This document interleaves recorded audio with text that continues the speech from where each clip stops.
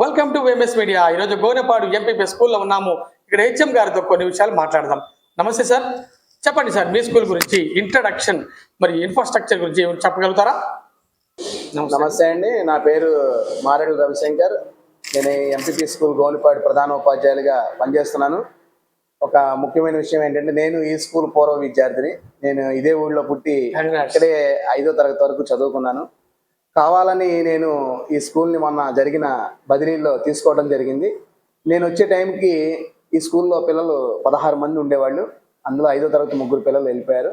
ఈ సంవత్సరం మేము లాస్ట్ ఇయర్ చేసిన మా పిల్లల యొక్క ప్రతిభను దృష్టిలో ఉంచుకుని ఈ సంవత్సరం 14 న్యూ అడ్మిషన్స్ రావడం జరిగింది. ప్రస్తుతం 25 మంది పిల్లలు మన పాఠశాలలో చదువుకుంటున్నారు.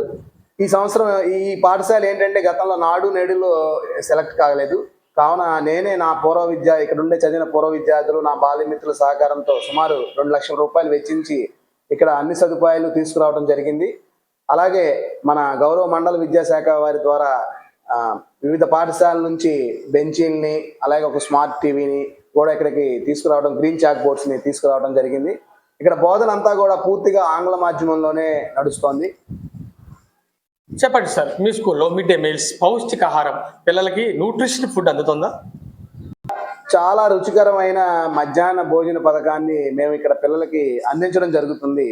నిజంగా ప్రభుత్వ పాఠశాలలో చదివే పిల్లలు చాలా అదృష్టవంతులని చెప్పాలి. ఎందుకంటే కరెక్ట్గా 12 గంటలకి వేడి రుచికరమైన మంచి పౌష్టికాహారం కలిగిన మధ్యాహ్న భోజన పథకాన్ని వాళ్ళు స్వీకరించడం జరుగుతుంది. అలాగే వారానికి 3 రోజులు, ప్రతి 5 రోజులు గుడ్డ ఇవ్వడం జరుగుతుంది. వారానికి 3 రోజులు రాగి జావ కూడా పిల్లలు తీసుకోవడం జరుగుతుంది. ఆరోగ్యం విషయంలో అలాగే మనకి ప్రతి గురువారం వచ్చి ఐరన్ టాబ్లెట్లు వేయటం, హెల్త్కి సంబంధించిన కూడా చక్కగా హెల్త్ డిపార్ట్మెంట్ వారు చక్కగా పాఠశాలన్నింటినీ కూడా పరిశీలించడం జరుగుతుంది. అన్ని రకాలుగా కూడా ప్రభుత్వం నుంచి సదుపాయాలన్నీ కూడా చాలా బాగానే ఉన్నాయి. పిల్లవాడికి ఏదైనా అకస్మాత్తుగా అనారోగ్య అస్వస్థత పాలైతే ఎటువంటి చర్యలు తీసుకున్నాను? అయినంత వరకు ఆ పరిస్థితి భగవంతుడి దయ వల్ల మాకు రాలేదు. ఒకవేళ వస్తే కనుక నేనే వాళ్ళని నా సొంత పిల్లలాగా భావించి నేనే ఇమీడియట్గా యాక్షన్ తీసుకుంటాను. వెంటనే వారికి కావాల్సిన వైద్య సదుపాయం అందిస్తాను. అలాగే ప్రభుత్వం వారు పిల్లలకి చదువుకోవడానికి ఎటువంటి ఉచిత సదుపాయాలు కల్పిస్తున్నారు. ప్రభుత్వం వారు ముఖ్యంగా తల్లికి వందనం. గతంలో ఒకరికి మాత్రమే వచ్చేది. ఇప్పుడు ఎంతమంది పిల్లలు ఉంటే అంతమంది పిల్లలకి కూడా తల్లికి వందనం కింద 13,000 రూపాయలు రావడం జరుగుతుంది. మా స్కూల్లో ఈ సంవత్సరం ఉన్న అందరికీ కూడా రావడం జరిగింది. అదే రకంగా మధ్యాహ్న భోజనం ఉచితంగా అందించడం జరుగుతోంది. ఉచిత టెక్స్ట్ బుక్స్ ఇవ్వడం జరుగుతోంది.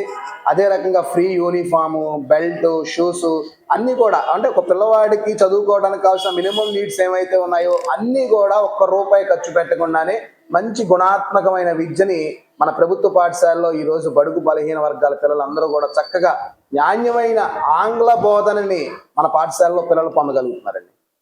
చివరిగా విద్యార్థుల తల్లిదండ్రులకు మీ స్కూల్ గురించి, గవర్నమెంట్ స్కూల్ గురించి ఏమని రిక్వెస్ట్ చేస్తున్నారు?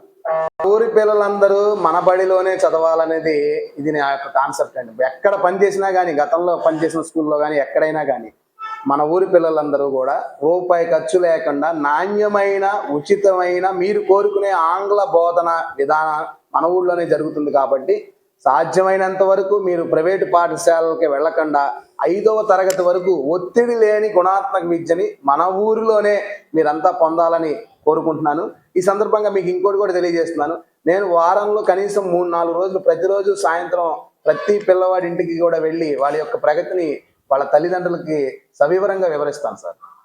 గోనెపాడు హెచ్ఎం గారు, రవిశంకర్ గారు అనేక విషయాలు చెప్పారు.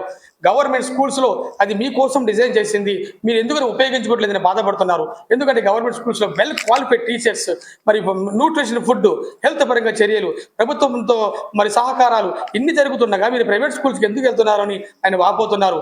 విద్యార్థుల తల్లిదండ్రులారా ఒక్కసారి గమనించండి, ఈ స్కూల్ని సందర్శించండి. అన్ని ఫెసిలిటీ ఉంటేనే జాయిన్ అవ్వండి. 1 year చదవండి. చదివిన తర్వాత మీకు సాటిస్ఫాక్షన్ ఉంటేనే కంటిన్యూ చేయండి. కాబట్టి గవర్నమెంట్ స్కూల్స్ని బ్రతికించాలని, మన ఊరు మన స్కూల్ బడిని రక్షించుకొని కాపాడుకొని ఉపయోగించుకోవాలని ఆ ఎంఎస్ మీడియా ద్వారా మిమ్మల్ని కోరుతున్నాం.